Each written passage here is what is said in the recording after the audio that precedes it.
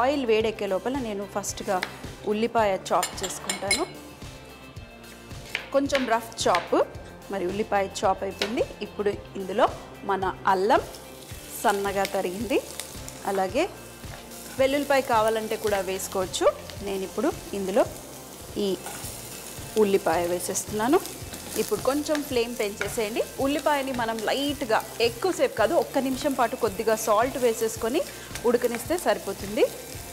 కొంచెం సాల్ట్, అలాగే కరివేపాకు, ఇలాంటి వాటిలలో కంపల్సరీగా వేయాలండి టేస్ట్.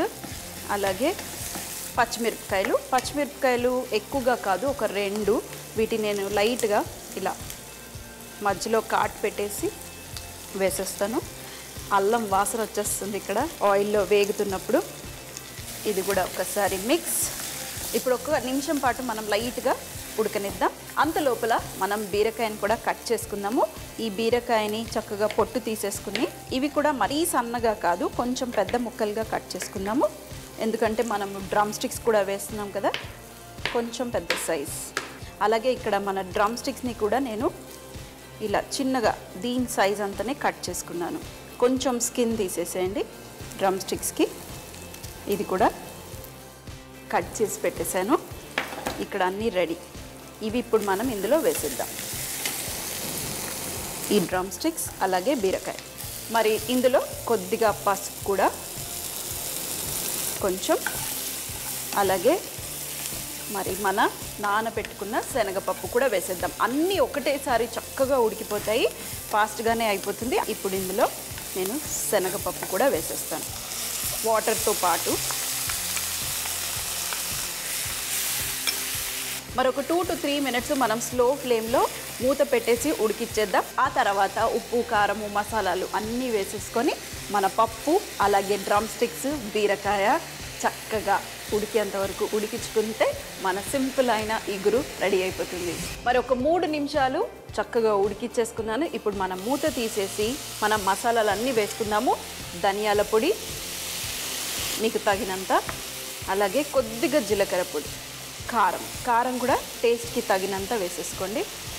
నాకు కొంచెం ఇది మసాలాగా చాలా ఇష్టం, అందుకే ఎక్కువగా కారం. ఇప్పుడు వాటర్. మరి ఇవన్నీ ఉడకాలి కదా, కొంచెం ఎక్స్ట్రాగా వాటర్ వేసేసి మిక్స్ చేసి, అలాగే సాల్ట్ కూడా చెక్ చేద్దాం. అలాగే నేను కొంచెం సాల్ట్ కూడా వేసుకుంటాను. ఇప్పుడు కొద్దిగా ఫ్లేమ్ పెద్దగా పెట్టేసి కాస్త మరిగిన తర్వాత స్లో ఫ్లేమ్ చేసేసి మన పప్పు, అలాగే డ్రమ్ స్టిక్స్ ఇవి చక్కగా ఉడికేంత వరకు ఉడికించుకుందాం. మరి ఇది ఒక 5 మినిట్స్ తప్పకుండా పడుతుంది. లేదు ఇంకా ఈజీగా ప్రాసెస్ కావాలి అంటే ప్రెషర్ కుక్కర్ తీసుకోండి. ప్రెషర్ కుక్కర్లో వేసేసి 1 విజిల్ పెట్టండి. ఎక్కువ విజిల్ పెట్టేశారనుకోండి మనకి ఏమవుతుంది మీకు తెలిసే ఉంటుంది, మంచిగా ఒక ముద్దగా అయిపోయి మనకి మ్యాష్ అయిపోయి వచ్చేస్తుంది. సో బయటే బెటర్. ఒక 5 మినిట్స్ to 8 మినిట్స్లో మీకు ఈ డిష్ రెడీ అయిపోతుంది. స్లోగా కొద్దిగా ఎక్స్ట్రాగా నీళ్ళు వేసేసుకోండి, ఫాస్ట్గా ఉడికిపోతుంది. సో మరి మూత పెట్టేస్తాను. మూత పెట్టేసి ఒక 5 మినిట్స్ మనం వెయిట్. ఏనుగు చెవుల్లా ఉంటాయని మనం ఇదివరకు చెప్పుకున్నాం.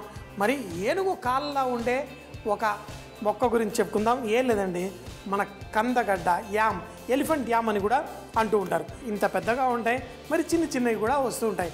అయితే వీటిని చూడడానికి ఎలిఫెంట్ కాళ్ళ ఇంత లావుగా ఉండేసరికి మరి వాటితోటి కొంతమందికి దురద వచ్చేస్తుంది. ఇది తాకిందనుకోండి, చామగడ్డ అయినా కందగడ్డ అయినా వీటిని సరిగ్గా కుక్ చేసుకోవాలి. కుక్ చేసుకోలేదనుకోండి, తింటే నాలికంతా గోకేసినట్టు అవుతుంది. ఈ కందగడ్డని మనం చిన్నగా కట్ చేసుకొని కూరలో వాడుకుందాం. దీంట్లో రొయ్యలు కూడా వేసి చేసుకోవచ్చు. ఇది వరకు మనం చామగడ్డలు, రొయ్యలు కూడా మనం చేసుకున్నాం. మరి ఈరోజైతే ఈ కందగడ్డ మనం రొయ్యల పులుసు వేసి చేసుకుందాం. వీటిని ఇలా చిన్న ముక్కలుగా కోసేసుకుందాం. రెడీగా అయిపోయాయి. కొంతమందికి ఈ కందగడ్డ కోస్తే కూడా చేతికి అన్ని దద్దులు వచ్చేస్తుంటాయి, కానీ ఆరోగ్యానికి కూడా చాలా మంచిది, నరాలకి చాలా మంచిది అనేసి అంటూ ఉంటారు. సో మరి ఎంత మంచిది అదేని మీరు తెలుసుకోండి. కానీ నేనైతే దీన్ని రుచిగా ఎలా చేయాలో చూస్తాను. అయితే ఒక మంచి పులుసులో కందగడ్డ వేసేసుకున్నాము. దీంతో పాటు ఈ తోకలున్న రొయ్యలు వీటిని కూడా వేసుకుందాం. పులుసులా చేసుకున్నప్పుడు సాలన్ వాటిల్లో మనం మిరపకాయలు కూడా వేసుకుంటాం కదా, ఇందులో ఈ లావు మిరపకాయల్ని ఒక 2 వేసేసుకుందాం. రొయ్యలు, కందగడ్డ, మిరపకాయలు.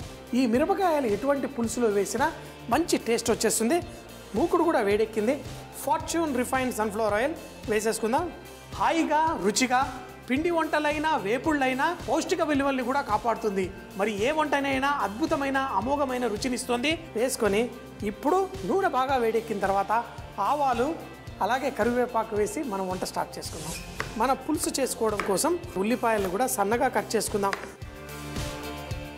ఉల్లిపాయలు బంగారు రంగు వచ్చేంత వరకు మంచిగా ఫ్రై చేసుకుందాం. ముందు నూనె వేడెక్కిన తర్వాత దాంట్లో ఆవాలు మంచిగా చిటపట్లాడుతున్నప్పుడు కరివేపాకు సన్నగా తరిగిన ఉల్లిపాయలు కూడా వేసేసుకుందాం. దీంతోపాటు ఉప్పు వేసి ఈ ఉల్లిపాయలను ఇప్పుడు ఎర్రగా కాల్చుకుందాం. ఈ ఉల్లిపాయలు ఎర్రగా అయిన తర్వాత దీంట్లో మన కందగడ్డ వేసి దీన్ని కూడా వేయించుకొని, ఎందుకంటే కొంతమందికి చెప్పాను కదా, ఆ కందగడ్డ సరిగ్గా ఉడకపోతే నాలుగంతా కోసేసినట్టు అవుతుంది. అందుకని నూనెలో చక్కగా ఫ్రై చేసుకుందాం. సో ఉల్లిపాయలు ఎప్పుడైతే మనకి సగం ఎర్రగా ఇలా ఉన్నప్పుడు ఇందులో మన కందగడ్డ ముక్కలు కూడా వేసేసుకుందాం. వేసి ఈ కందగడ్డలతో పాటు కొంచెం పసుపు కూడా వేసి వీటిని కూడా చక్కగా వేయించుకుందాం. ఇందులో అల్లం వెల్లుల్లి పేస్ట్ వేసిన తర్వాత ఇంకా ఈ ఉల్లిపాయలు మరింత ఎక్కువగా కుక్ అవ్వకుండా దీంట్లో కొంచెం నీళ్లు వేసుకుందాం. ఈ ఉల్లిపాయలు కొంచెం నీళ్లు పోసిన వెంటనే అందులో కరిగిపోవడానికి రెడీ అయిపోతాయి. ఇందులో మిగతా మసాలా వేసుకుందాం. ధనియాల పొడి, కొంచెం జీలకర్ర పొడి, అలాగే కొంచెం మెంతుల పొడి. మనకి పులుసుకు కావాల్సిన పొళ్ళన్నీ ఉన్నాయి.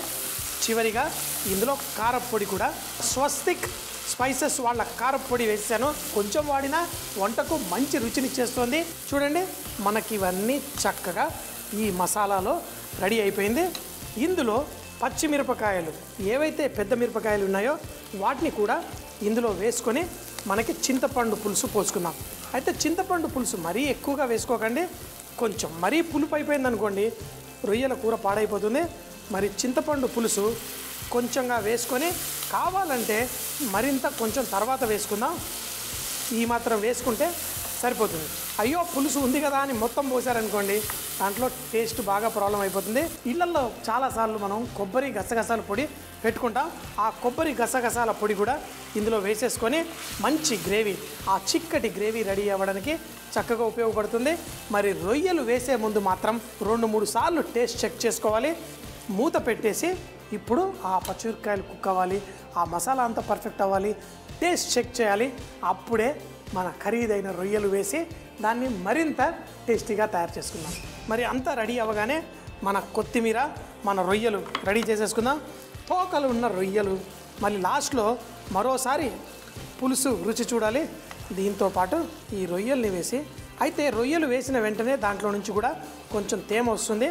దాన్ని చక్కగా చూసుకొని మరి ఉప్పు అడ్జస్ట్ చేసుకొని తిందాం. ఈ రొయ్యల్ని కూడా ఈ గ్రేవీలో కుక్ చేసుకుందాం.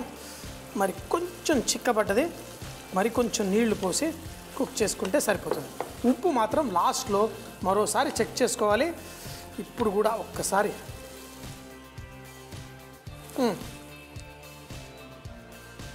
కొంచెం పడుతుందేమో. మరి మూత పెట్టేసి కొంచెం సేపు కుక్ చేసుకుందాం. మనకి ఆ పచ్చిమిరపకాయలు, మన లావు బనానా పెప్పర్స్ ఉన్నాయి కదా, క్యాప్సికంలో కూడా వచ్చే మంచి సువాసన ఇందులో కూడా వస్తుంది. మరి కందగడ్డలు చక్కగా ఫ్రై అయ్యాయి. మరి రొయ్యలు కేవలం ఒక 2 నిమిషాలు ఉడికితే చాలు. తర్వాత స్టవ్ కట్టేసి లాస్ట్లో కొత్తిమీర, కొంచెం ఉప్పు వేసుకుందాం. కావాలంటే కొంచెం అంతా, ఆల్రెడీ చింతపండు వేసాం కాబట్టి నిమ్మరసం అక్కర్లేదు. మీకు కావాలి కొంచెం తక్కువ అనిపిస్తే ఆ నిమ్మరసం వేసుకున్నా సరిపోతుంది. కొంచెం కొత్తిమీర కూడా మనం చాప్ చేసుకొని వేసేసుకుందాం. స్టవ్ కట్టేద్దాం. ఆ వేడిలోనే ఆ రొయ్యలు చక్కగా మగ్గుతాయి, చక్కగా టేస్టీగా ఉంటాయి. పులుపు వేసే ఏదైనా చేపల పులుసు ఏది చేసుకున్నా మనం కొంచెం సేపు అందులో చక్కగా మగ్గిన తర్వాత వేసుకుంటాం. అయితే ఈ రొయ్యలు కూడా అలా కొంచెం సేపు మగ్గితే బాగుంటుంది, కానీ అంత ఎక్కువసేపు ఆగితే నాకు బాగోదు కదా. ఈ రొయ్యలు, కొంచెం కందలు, ఈ పులుసు అన్నీ వేసేసుకుందాం. ఆహా, మరి గ్రేవీ కూడా మనం చేసుకున్న ఆ మిరపకాయ కూడా దీన్ని